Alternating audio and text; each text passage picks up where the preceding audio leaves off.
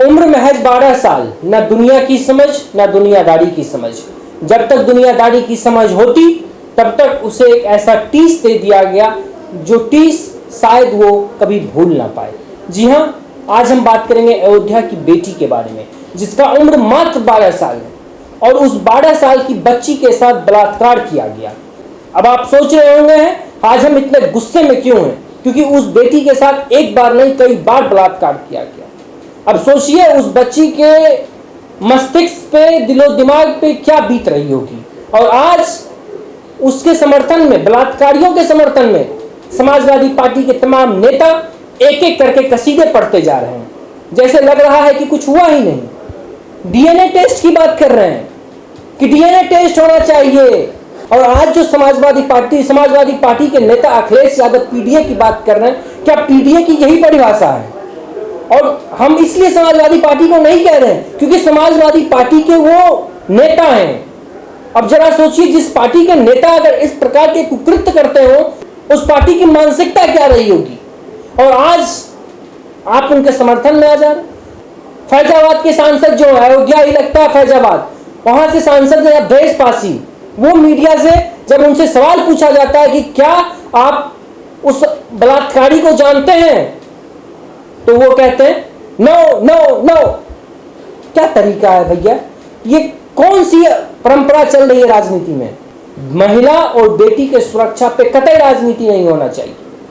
अब जरा सोचिए, उस बच्ची के पिता नहीं है, उस बच्ची के पिता का देहांत हो चुका है, उसके एक 6 साल का भाई है उस बच्ची का, और महज उस बच्ची का उम्र 12 साल है। वो बच्ची अपने गांव में किसी व्यक्ति के यहां से धान की रोपनी करके लौट रही थी, तो ये अपराधी बलात्कारी उसे बिस्कुट का लोभ देते हैं। एक छोटे से बच्चे को बिस्कुट और लेमन जूस का लोभ देकर आसानी से फंसा सकते हैं, और उसको वही किया गया। उसको बुलाया गया, मोहित खान नाम है उस व्यक्ति का, उसके द्वारा उसको बिस्कुट दिया गया कि बाबू बिस्कुट खाओ, और फिर उसके साथ बलात्कार किया गया। और सोचिए इनकी मानसिकता के बारे में जरा सोचिए। और उसका वीडियो रिकॉर्ड किया गया और फिर उसको उस वीडियो के जरिए उसको बार बार डराया गया और बार बार उसके साथ कुकृत्य किया गया। आज जब उस अपराधी के घर पे बुलडोजर चलता है तो तमाम नेता तिलमिला जाते हैं, कहते हैं डीएनए टेस्ट होना चाहिए। एक समय था जब अखिलेश यादव के पिताजी स्वर्गीय मुलायम सिंह यादव कहा करते थे कि लड़के हैं गलती हो जाते हैं। पार्टी तो वही है, पार्टी की मानसिकता तो वही है कि लड़के हैं गलती हो जाते हैं। कल के डेट में अखिलेश यादव ना कहते हैं कि अरे नेता है गलती हो जाती है, लड़के हैं गलती हो जाती है। और हम आपको उस व्यक्ति का तस्वीर हम आपको लगा दे रहे हैं, समाजवादी पार्टी के सांसद के साथ वो तस्वीर है। जरा वो तस्वीर पहले देखिए और तस्वीर ही मत देखिए, किस तरीके से भाव भंगिमा होके समाजवादी पार्टी के नेता और समाजवादी पार्टी के फैजाबाद से सांसद अवधेश पासी उस व्यक्ति के कंधे पे हाथ रख के ऐसे सराहते हुए नजर आ रहे हैं। और आज समाजवादी पार्टी के नेता और सांसद कल तक उस व्यक्ति को पहचानने से नकार रहे थे कि हम नहीं जानते, हम तो कुछ जानते ही नहीं। आगे सवाल, मोहित खान को नहीं जानते क्या? क्योंकि 12 साल के बच्चे नो नो नो नो मोहित खान को नहीं जानते। ऐसा है, सुनो जी सर, मैं जा रहा हूँ कल जी ठीक है, फैजाबाद जा रहा हूँ। तो नहीं जानते हैं कि नहीं जानते मोहित खान? सुनिए, आप जबरदस्ती पूछेंगे क्या? You are journalist. अब इस पे केशव प्रसाद मौर्य का एक ट्वीट आया है। हम पहले केशव प्रसाद मौर्य का वो ट्वीट आपको पढ़ के बताते हैं कि केशव प्रसाद मौर्य क्या कह रहे हैं। केशव प्रसाद मौर्य ट्वीट करते हुए लिखते हैं कि बलात्कारियों को बचाना सपा की जन्मजात फितरत है।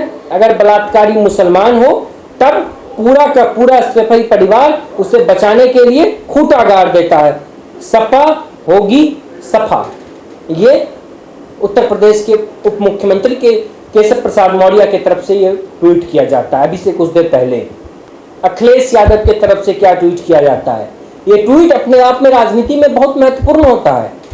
शब्दों का चयन जो होता है वो काफी महत्वपूर्ण होता है, कुछ कहने के लिए, कुछ व्यक्त करने के लिए। अखिलेश यादव क्या कहते हैं? अखिलेश यादव कहते हैं कि कृत्य के मामले में जिन पर भी आरोप लगा है उनका डीएनए टेस्ट कराकर इंसाफ का रास्ता निकाला जाए, न कि केवल आरोप लगाकर सियासत की जाए। जो भी दोषी हो उसे कानून के हिसाब से पूरी सजा दी जाए, लेकिन अगर डीएनए टेस्ट के बाद आरोप झूठे साबित हो जाते हैं तो सरकार अधिकारी को भी नहीं बख्शे।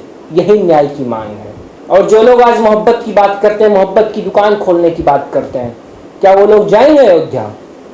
क्या वो लोग अयोध्या इस बेटी से मिलने जाएंगे, इस बेटी का दर्द बांटने जाएंगे? क्योंकि उस बेटी का पिता नहीं है और उस बेटी के सर पे एक पिता का हाथ नहीं है, और किसी भी बच्ची के सर पे पिता का हाथ नहीं होना हम और आप बखूबी इस बात की कल्पना कर सकते हैं।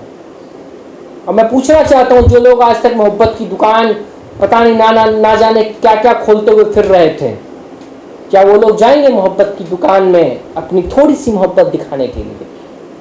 मैं उम्मीद करता हूं कि वो जाएंगे।